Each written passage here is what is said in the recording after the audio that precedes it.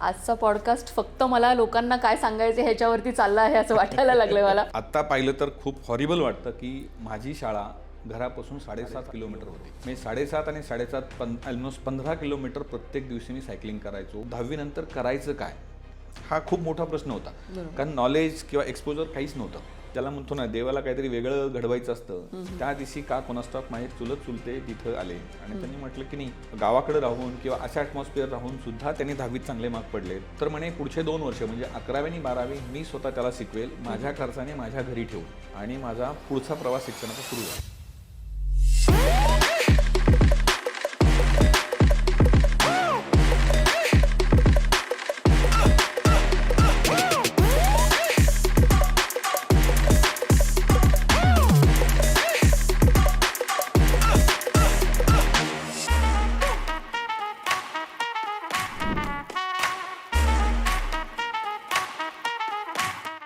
नमस्कार, मी advocate Neera Dhadge, founder of Pune women's club, तुमचं सहर्ष स्वागत करत आहे पॉडकास्ट विथ नीरामध्ये.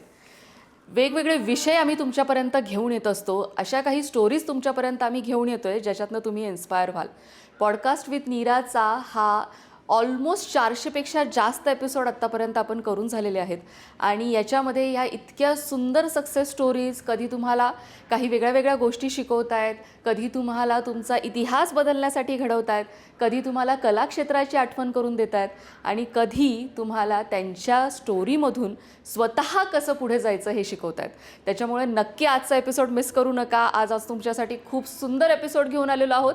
आज आपल्यासमोर आहेत विजय सर. नमस्कार मॅडम. खूप छान वाटतंय सर तुम्हाला आज इथे बघून. आमच्या प्लॅटफॉर्मला इतके विविध लोक येऊन भेटत आहेत ह्याचं आम्हाला खरंच खूप कौतुक आहे. आणि आज तुमच्याशी गप्पा मारायला आम्ही खूप उत्सुक आहोत. प्लीज आमच्या ऑडियन्सला तुमची ओळख करून द्याल. नमस्कार, मी विजय कड. सगळ्यात प्रथमतः मी धन्यवाद म्हणतो मॅडम की मला तुम्ही ह्या प्लॅटफॉर्मवरती बोलवलं आणि बोलण्याची संधी दिली. Yes sir. मी इंजिनिअरिंग बॅकग्राऊंडमधून आलो आहे आणि आता माझी स्वतःची एक इलेक्ट्रॉनिक इंडस्ट्री आहे, प्रायव्हेट लिमिटेड कंपनी आहे गेल्या 24 वर्षापासून. वा वा. आपल्याला सर तुमच्याविषयी ऐकून घ्यायला, जाणून घ्यायला अजूनही आवडेल, कारण आमच्या ऑडियन्सला हा प्रश्न नक्कीच पडलेला आहे की एवढा सूट बूट घालून आलेला माणूस नक्की करतो काय आणि त्याची जर्नी कशी सुरू झाली. तर तुमची जर्नी आम्हाला ऐकायला आवडेल सर. नक्कीच. माझं शिक्षण ॲक्च्युली मराठी विद्यालयामधून झालं, दौंड तालुक्यातील केडगाव गावामधून. आणि आत्ता पाहिलं तर खूप हॉरिबल वाटतं की माझी शाळा घरापासून 7.5 किलोमीटर होती. ओके.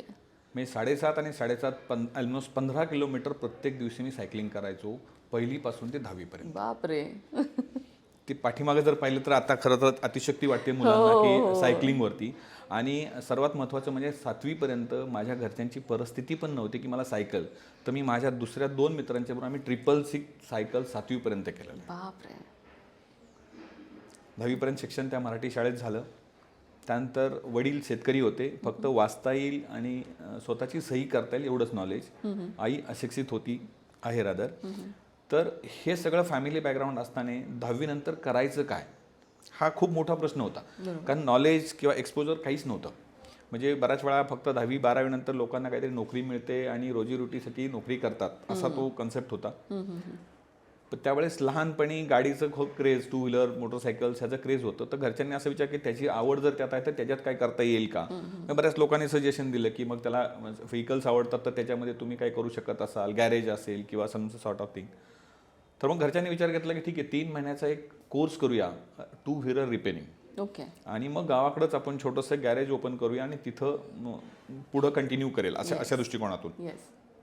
आणि हे सगळं झाल्यानंतर सदाशिव पेठेमध्ये विद्युत यांत्रिकी विद्यालय नावाचं एक इन्स्टिट्यूट आहे जिथे हे सगळे कोर्सेस होतात. ओके. तर तो कोर्स करण्याकरता मी गावाकडून 16 वर्षानंतर फर्स्ट टाइम आई वडिलांच्यापासून वेगळा त्या दिवशी आलेलो की मी आता काहीतरी वेगळं करण्यासाठी झालो. बरोबर. आणि ज्याला म्हणतो ना, देवाला काहीतरी वेगळं घडवायचं असतं. त्या दिवशी का कोणास्टॉप माझे चुलते तिथं आले आणि त्यांनी म्हटलं की नाही, गावाकडे राहून किंवा अशा ॲटमॉस्फिअर राहून सुद्धा त्यांनी 10वीत चांगले मार्क पडलेत. तर मला असं वाटत नाही की 10वी की लगेच तुम्ही आता असं काहीतरी कमर्शियल विचार करायला पाहिजे. बरोबर. तर पुढचं एज्युकेशन बंद करून. तर म्हणे पुढचे 2 वर्ष म्हणजे 11वी आणि 12वी मी स्वतः त्याला शिकवेल, माझ्या खर्चाने माझ्या घरी ठेवून. बरं. आणि मग कदाचित त्या निर्णयामुळे वडिलांच्याकडे काही रिझन नव्हतं ना म्हणण्यासाठी, कारण सगळंच ते करणार होते. आणि लिटरली ते ॲडमिशन कॅन्सल करून त्या दिवशी मी त्यांच्या घरी शिफ्ट झालो. त्यांनी स्वतःहून 11वी-12वीला सायन्सला ॲडमिशन घेतलं साधना विद्यालय हडपसरमध्ये आणि माझा पुढचा प्रवास शिक्षणाचा सुरू झाला. 11वी-12वी झाल्यानंतर सुद्धा पुढे काय, तर त्यांना ते राहवलं नाही की आता 12वी नंतर परत त्याच सर्कलमध्ये तुम्ही जाणार का. म्हणून त्यांनी एक 12वी संपल्यानंतर माझ्या दुसऱ्या चुलत्यांच्याकडे मला घेऊन गेले आणि त्यांना सांगितलं की ह्या मुलासाठी आपल्याला काहीतरी करायचं. आणि जसं म्हटलं की जर कुणाचा हात तुमच्या डोक्यावरती असेल तर भविष्य तसंच होतं, गोष्टी घडत राहतात. तर त्यांनी मला भारतीय विद्यापीठला घेऊन गेले, जे की भारतीय विद्यापीठ पतंगराव कदम साहेबांचे राईट हँड आहेत, जे CA आहेत. आजही त्या संस्थेशी ते कनेक्टेड आहेत.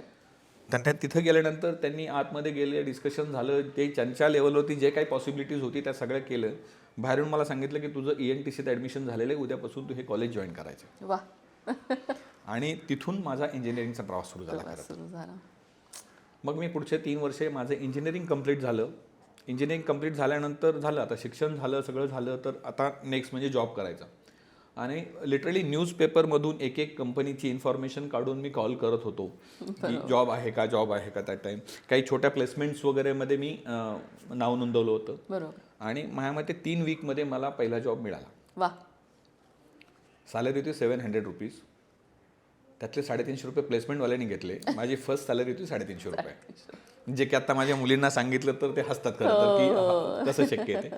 बट तिथून जर्नी सुरू झाली. मी एकच जॉब केला 1 ते 10 वर्ष. ज्या दिवशी जॉईन केला 10व्या वर्षी रिझाईन केला. आणि मी ज्युनियर सेल्स इंजिनियरपासून तिथं ॲज अ मार्केटिंग मॅनेजरपर्यंत सगळ्या पोस्ट अनुभवल्या.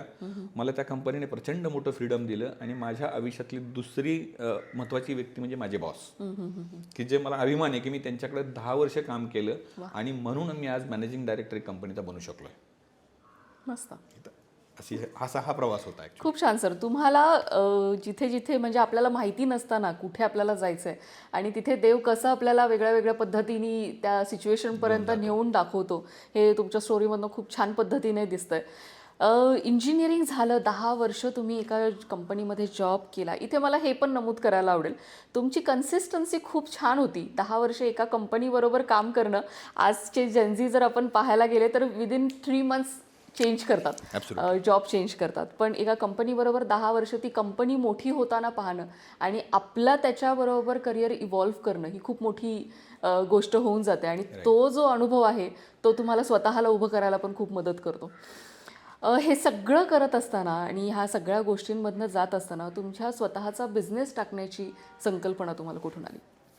मी 10 वर्ष अशा पद्धतीने जॉब केला की लोक मला म्हणायचे की यू आर द पार्टनर. त्याचं रिझन असं होतं की मी कधीच जॉब म्हणून नाही पाहिलं.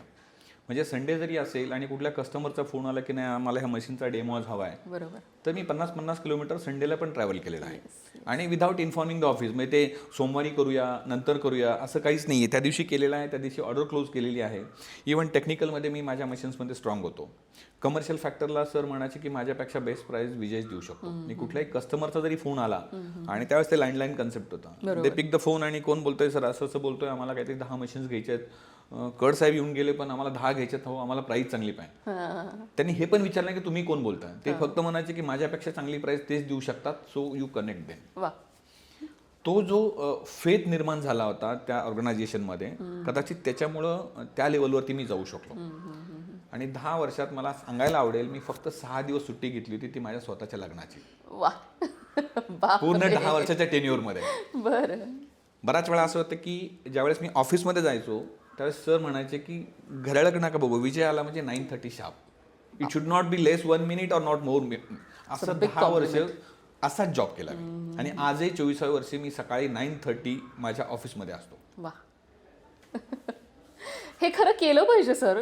जिथे आपल्याला काहीतरी करायचं आहे ना स्वतःच्या आयुष्यात, कधी कधी मला असं वाटतं की हा एंटरप्रेन्योरल सेटअप म्हणजे जो माइंडसेट आहे तो आतूनच असावा लागतो की आपल्याला ह्या गोष्टी करायच्यात, वेळेच्या आधी करायच्यात किंवा वेळेच्या आधी ते कंप्लीट झालं तर हे मला सॅटिस्फॅक्शन मिळणार आहे, हे आपल्याला आतून असावं लागतं खूप वेळा. ते तुमच्यामध्ये खूप खचून भरलेलं आहे असं मला हे करायला आवडेल. कशी सुरुवात केलीत मग? सीड मनी कसं अवेलेबिलिटी केली? कंपनीचे पहिले एम्प्लॉईज कसे होते तुमचे? सुपर. खरं तर बिझनेस करण्याला म्हणजे चालू करण्याला सपोर्ट करणारी सगळ्यात महत्त्वाचं म्हणजे माझी वाईफ. वा. 10 वर्ष ज्यावेळेस मी जॉब केला आणि जॉब इतका कम्फर्ट होता की लोक म्हणायचे की यू आर द पार्टनर. मी थोडक्यात काय डिसिजन असेल तो, जोपर्यंत तुमच्यापैकी कोणते जाणार नाही तोपर्यंत तुम्ही विभक्त होणार नाही, इथपर्यंत अशा पद्धतीचे रिलेशन बिल्टअप झाले. तर एकदम सेफ सेक्युअर जॉब. पण समाव MBA केल्यामुळे डोक्यात अशी कल्पना होती की प्रोजेक्शन्स असले पाहिजेत, प्लॅन्स असले पाहिजेत. त्यामुळे त्या काळात मी 3 महिन्याचे पुढचे प्रोजेक्शन द्यायचो सेलचे, की आता सपोज मार्च चालू आहे, मी एप्रिलमध्ये मी हा सेल्स करेल, ह्या मशीन्स विकेल, मेमध्ये ह्या, जूनमध्ये ह्या. त्यामुळे ती काम करण्याची पद्धत होती ना, ती अशी वेगळी होती. आणि त्यामुळे मला टार्गेटपेक्षा मी डबल अचीव्ह करायचो. त्यामुळे 10 वर्षात मला कंपनीने कधी टार्गेट दिले नव्हतं. पण समाव 10 वर्षानंतर असं फील व्हायला लागलं, त्यांचे फोकस वेगळे होते, म्हणजे कंपनीचे वेगळे फोकस होते आणि मला सेल्फ सॅटिस्फॅक्शन मिळेल. माझा जॉब सिक्युअर होता का आता 100%, म्हणजे जोपर्यंत कंपनी बंद पडत नाही तोपर्यंत कंपनी मला ठेवू शकली असती, इतकी सिक्युरिटी होती थोडक्यात. बट ते कुठंतरी सेल्फ आपण म्हणतो ना, की मला ते पटत नव्हतं की जो पगार मी घेतोय, जे काम मी करतोय आणि ते मी कस्टमरपर्यंत डिलिव्हर करू शकत नसेल due to the XYZ reason. त्यात माझी चूक काहीच नाही. आणि that is consistency last 2, 3, 4 year. त्यानंतर of a sudden day I don't know thought आला की नाही मला इथे थांबायचंय. आणि ना त्यावेळेस जॉब होता, ना त्यावेळेस बिझनेस करायचं डोक्यात होतं, काही नाही. पण मी ह्या सर्कलमधून जोपर्यंत बाहेर जाणार नाहीये तोपर्यंत मी विचारच नाही करू शकणार. आणि ज्यावेळेस मी हे डायरेक्टर समोर मांडलं की नाही I want to stop here, त्या सरप्राईज की म्हणजे एवढं सगळं विन चालू आहे, तुला कधी पगाराचा प्रॉब्लेम आम्ही दिलेला नाहीये किंवा नथिंग विजिबल देअर, तरी पण हा विचार का. तर मी त्यांना ओपनली सांगितलं की नाही, मला एक ना स्वतःला आतून एक निगेटिव्हिटी यायला लागली की हे किती दिवस मी करू शकणार, की जे मला अचीव्ह करायला पाहिजे तो सपोर्ट मला नाही मिळत. आणि तो कन्सिस्टंटली गेल्या 2-2.5 असं नाही की मी काल नाही मिळालं म्हणून आज काहीतरी निर्णय घेतोय. लास्ट 2.5 इयर्स मी ह्याच्यामध्ये विचार केला आणि मी आता असा विचार केला की मला थांबायला पाहिजे माझ्या स्वतःसाठी. आज माझ्याकडे जॉब अपॉर्च्युनिटी नाही आहे, मी काय करणार मला माहीत नाही आहे, आणि मी आज रिझाईन देतोय डज नॉट मीन दॅट की मी उद्या येणार नाही. पुढचे 2, 3, 4 महिने घ्या, तुम्ही लोक अपॉइंट करा, प्रत्येक माणसाला प्रत्येक कस्टमर बरोबर इंट्रोड्यूस करून देतो, सगळं हँडओव्हर केले, then only will leave the job. त्यामुळे असं काहीच नाही, हायड अँड सीक काही नाही की मला उद्यापासून जॉब कुठेतरी जॉईन करायचं आणि मी 1 तारखेला नाही येणार आहे. आजचा पॉडकास्ट फक्त मला लोकांना काय सांगायचे ह्याच्यावरती चालला आहे असं वाटायला लागलंय मला, कारण तिन्ही प्रश्न तुम्ही एकदम खूप मुद्द्याचे सांगितलेले आहेत. हे खरंच खूप महत्त्वाचं आहे सर. अकाउंटेबिलिटी ही खूप महत्त्वाची गोष्ट आहे. आपले स्वतःचे पाय कुठपर्यंत रोवलेले आहेत आणि आपला वटवृक्ष केवढा मोठा होणार आहे हे ह्या गोष्टीवरनं खूप वेळा डिसाईड होतं, की तुम्ही आपली कंपनी जेव्हा हँडओव्हर आपण दुसऱ्याकडे करतो तेव्हा आपली स्वतःची अकाउंटेबिलिटी कंप्लीट केल्याशिवाय किंवा आपल्या रिस्पॉन्सिबिलिटीज आपण कंप्लीट केल्याशिवाय पुढे आपण मूव्ह ऑन होणं कितपत योग्य आहे हे तुम्ही तुमच्या उदाहरणांवरनं सांगत आहात आत्ता, जे की खूपच मार्मक बसत आहे आता. पण त्याचा एक दुसरी बाजू अशी की आज 24 वर्ष झालं मी जॉब सोडून, आजही आमचे रिलेशन इतके स्ट्रॉंग आहे. आणि कदाचित मी म्हणतो नाही त्याची गॉड ग्रेस. आज सिच्युएशन अशी की माझे काही प्रोडक्ट ती कंपनी विकते, यापेक्षा मोठी पोचपावती काहीच नसायला पाहिजे. वा वा, खूपच छान. नाही, हे रिलेशन मेंटेन करण्याचा हा पायाच आहे सर. कितीही आजकाल लोक कॉम्पिटिशन घेताना आपल्या मेंटॉरबरोबरच कॉम्पिटिशन करायला लागतात, विच इज नॉट गुड. आपण जेव्हा माझे गुरु जेव्हा होते किंवा मी आता डान्स शिकले, काही गोष्टी वेगळ्या शिकले, किंवा शाळेमध्ये आपल्याला शिकवणारे, मला पॉलिटिकल सायन्स शिकवणाऱ्या मॅडम मला अजूनही अशा वाटतात की त्यांनी जर मला तेव्हा सांगितलं नसतं की नीरा तू करू शकतेस. आणि कधीही मी आत्तासुद्धा जेव्हा त्या सिच्युएशनमध्ये येते तेव्हा मला त्या आठवतात की तेव्हा त्या बोलल्या होत्या तू करू शकतेस, आणि आपण त्याच पद्धतीने त्यांच्याकडे पाहतो.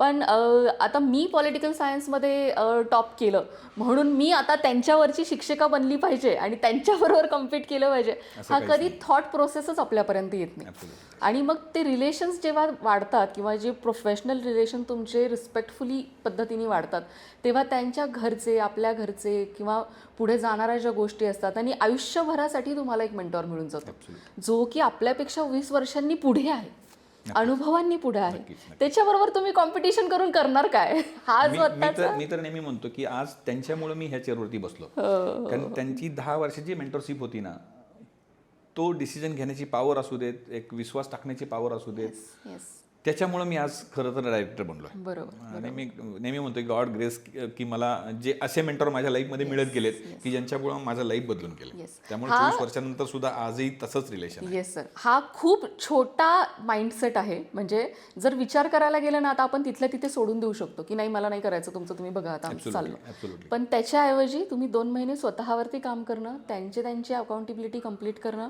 आणि आपण कुणाच्याही नजरेमध्ये पुढे गेलो पाहिजे, हा जो थॉट प्रोसेस आपल्या स्वतःला कसं पाहतोय ह्याच्यावरनं जो येतो ना, तो एकदम खूपच मोठ्या प्रमाणात त्याला बघत नाहीत लोक, असं मला वाटतं.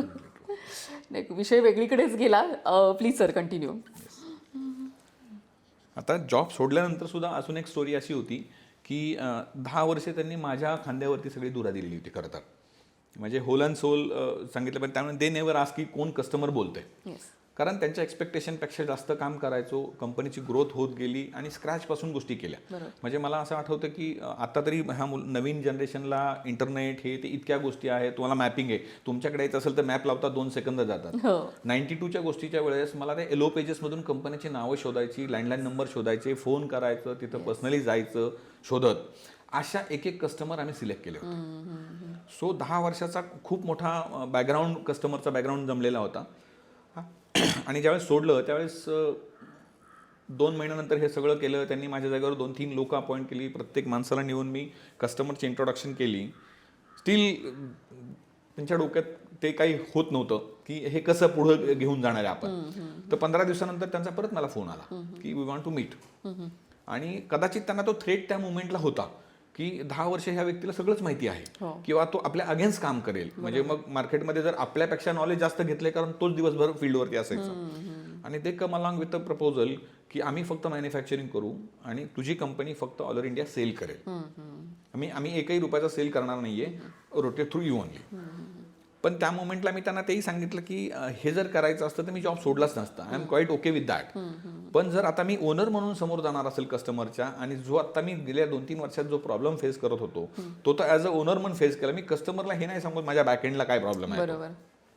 सो कदाचित ते तसं करणं योग्य राहणार नाहीये. त्यामुळे I am not comfortable with that. दुसरी गोष्ट म्हटलं, मी इतका इथिकल आहे की तुमच्या कुठल्याही प्रोडक्टबद्दल, कस्टमरबद्दल काम करणार नाही. कारण मला जॉब सोडल्या 8व्या दिवशी आमच्याच कॉम्पिटिटरची 3 टाइम्स हायर सॅलरीची ऑफर आली होती. पण इथिक्स एवढंच नव्हतं की त्या फील्डमध्ये किंवा त्यांच्या कस्टमर रिलेटेड त्यांच्या अगेन्स्ट कुठलंच आपल्याला काम नाही करायचं. आणि 10 वर्ष जॉब केल्यानंतर हे लक्षात आलं की प्रॉडक्ट सेकंडरी आहे. जर तुमच्यात विकण्याची हिंमत असेल तर तुम्ही कुठलाही प्रॉडक्ट विकू शकता. बरोबर. सो तो प्रॉडक्ट घेऊन त्यांच्याशी कॉम्पिटिशन करून करण्यात काहीच लॉजिक नव्हतं. सो त्या दिवशी मी त्यांना अश्युरन्स दिला की ही ऑफर होती, मी ती इमिडिएटली ॲक्सेप्ट करू शकलो असतो आणि तुमच्या अगेन्स्ट काम करू शकलो असतो. बरोबर. पण हे केलं नाही कारण माझे इथिक्स होते. पण याचा अर्थ असं नाही की ती कंपनी थांबणार आहे. कंपनीने मला 15 दिवस पाठीमागे लावले, नको त्या ऑफर्स दिल्या. वेन आय से नो, त्यांनी माझ्या अगेन्स्ट 2 लोक पुण्यात ठेवली आणि फुल फ्लेज तुमच्या अगेन्स्ट ते काम करतात. तुम्ही त्यांना स्टॉप करू शकणार आहात का?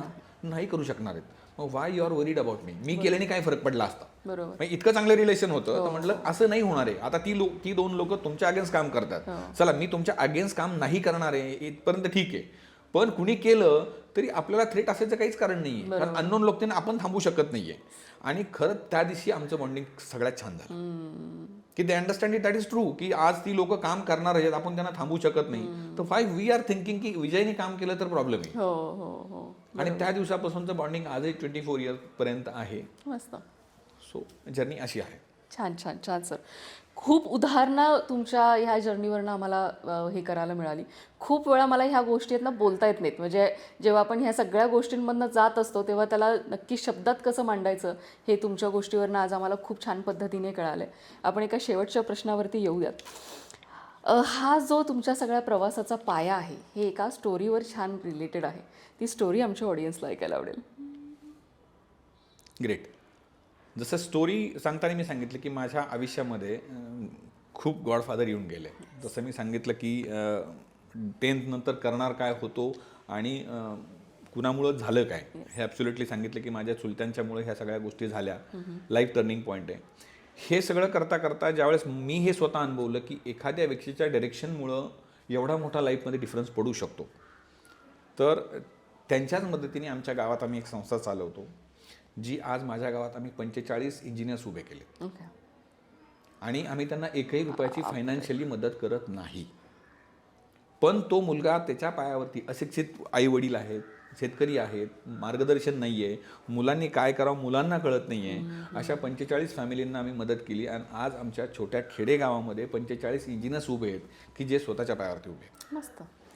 हे सगळं करताना मला अजून एकदा सांगायला आठवेल की माझ्याबरोबर खंबीरपणे माझी बायको उभी आहे. हे सगळं करताना एक दिवशी असंच मी गावी गेलो होतो आणि विषय चालला होता की बायकोचा मोबाईल अपग्रेड करायचा. तिथं गेल्यानंतर माझ्या नातेवाईकांची 2 मुलं इंजिनिअरिंगला होती आणि ती मुलं कोविडच्या काळामध्ये छोट्याशा मोबाईलच्या स्क्रीनवरती ते सगळ्या गोष्टी अभ्यास करत होते. बरोबर. कारण लॅपटॉप घेण्याची ऐपतच नाही, थॉटच नाही, म्हणजे थोडक्यात म्हणा की पॉसिबिलिटी नाही आहे. हो. का कोणाला माहिती. संध्याकाळी जेव्हा परत निघालो त्यावेळेस बायकोने सांगितलं की माझा मोबाईल अपग्रेडेशन कॅन्सल. काय आलं नाही, उद्या सकाळी तुम्ही 2 लॅपटॉप घ्यायचे आणि ह्या 2 मुलांना द्यायचे. सेकंड डे दुसऱ्या दिवशी मी 2 लॅपटॉप घेऊन परत गावी गेलो आणि त्या 2 मुलांना ते लॅपटॉप दिले. बापरे. ह्याची ब्युटी अशी मॅम, ज्या दिवशी ती मुलं इंजिनिअरिंग करून बाहेर पडली आणि पहिल्या मुलाला 8.5 लाख रुपयाच्या पॅकेजची ऑफर मिळाली, त्यांनी त्याच्या घरी फोन करायच्या ऐवजी पहिला फोन मला केला. वा. And that is a self satisfaction. Yes yes yes yes. खूप छान सर. तुम्ही आज असा एक विचार आमच्यामध्ये, आमच्या ऑडियन्समध्ये रुजवता आहात की जसं आपल्याला पेरलं की उगवतं, हा जो विचार आहे. तुमच्याबरोबर खूप साऱ्या लोकांनी असे आले की ज्यांचा हात तुमच्यावरती आला आणि त्यांनी तुमची कारकीर्द इतक्या मोठ्या लेवलपर्यंत आणून दिली, जे की तुम्हीही त्याचा इतका सपोर्ट करून ते पॉझिटिव्हली घेऊन मोठ्या क्षेत्रापर्यंत घेऊन गेलात. तोच जो प्रवास आहे तो तुमच्या पुढच्या पिढीपर्यंत तुम्ही नेऊन पोहोचवत आहात आणि तुमच्या पुढच्या पिढीलाही मदत करत आहात. ह्या पॉझिटिव्ह नोटवर आज आपला पहिलाच पॉडकास्ट आहे आणि ही खूप पॉझिटिव्ह गोष्ट आहे जी माझ्या ऑडियन्सला मला नेहमी सांगायला आवडते की जे तुम्ही पेराल तेच उगवणार आहे. आणि जिथून तुम्ही स्वतःबद्दल जी अकाउंटेबिलिटी आहे, जो काही विचार आहे, जिथे तुम्हाला असं वाटतंय ना की काहीतरी चुकतंय, काहीतरी गडबडतंय, तिथे नक्की 2 वेळा विचार करा. आणि तुमचे रिलेशन्स आपल्या मेंटॉरबरोबर, आपल्या पुढच्या लोकांबरोबर कसे आहेत ह्याचा एक विचार करण्यासाठी 2 वेळा तर नक्की विचार करा की तुम्ही काय नक्की करत आहात. आणि त्याच्यावरती जर का तुम्हाला बरोबर वाटत असेल तर नक्की पुढे जा. अशा खूप साऱ्या गोष्टी आम्ही तुमच्यापर्यंत घेऊन येतो आहोत. आजची विजय सरांची गोष्ट आपल्याला खूप छान पॉझिटिव्ह नोट्स देऊन गेलेली आहे. नक्की ह्या सगळ्या गोष्टी तुम्हाला पॉडकास्टच्या खाली मिळणारच आहेत. संपर्क साधायचा असेल नक्की त्यांच्यावरती कनेक्ट करा. थँक्यू सो मच सर आज तुम्ही इथे आल्याबद्दल.